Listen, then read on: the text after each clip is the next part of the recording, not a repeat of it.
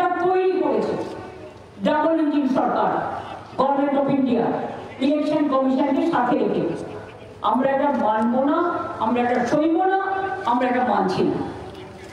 সবাইকে আমি বলবো, জয় বাংলা বলে মা ভই বলে ভোটার লিস্টে সবাই নাম তুলবে। আমার নামে রেকর্ডে আছে, এই ভুলটা করবেন না, কারণ নতুন করে হচ্ছে, এটা একটা প্ল্যান মানুষকে বিতাড়িত করা। আসামে 7 লক্ষ হিন্দুদের নাম বাদ দিয়েছিল, হিন্দু, মুসলিম, মতুয়া, রাজবংশী, দলিত, আদিবাসী, মহিলা কাউকে বাদ দেওয়া হচ্ছে না।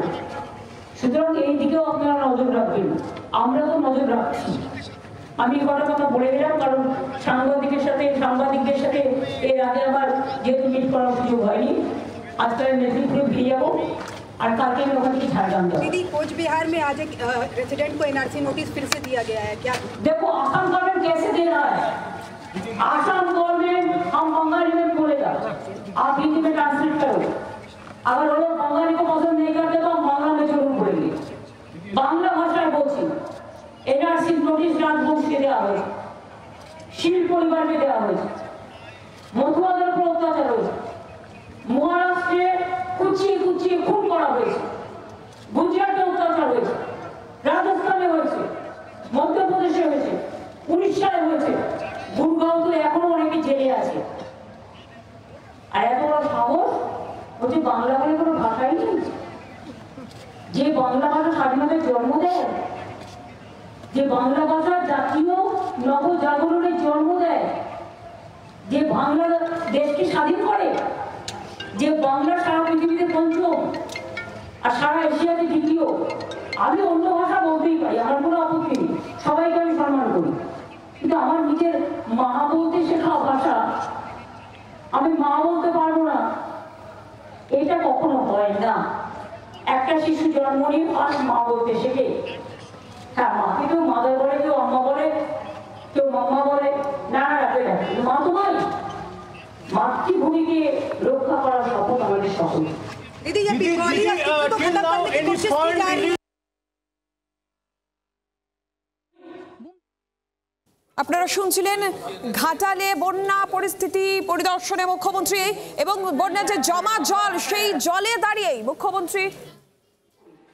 আমি কোনো ভাষাকে অসম্মান করি না, সব ধর্মের লোক, সব বর্ণের লোক, সব জাতির লোক, সব জনজাতির লোককে আমি সম্মান করি, কিন্তু আমার মাতৃভাষাকে যেন কেউ অসম্মান করার চেষ্টা করতে না পারে, তাহলে কিন্তু আমাদের থেকে কি বলবো মাহুই বলে এগিয়ে চলার শক্তি আমরা আমাদের মনীষীদের কাছ থেকে যেটা পেয়েছি, এটা নিয়ে আমরা চলবো। আর বাদ ভেঙে দাও অত্যাচারের বাদ ভেঙে দাও, আমরা ভাঙবো।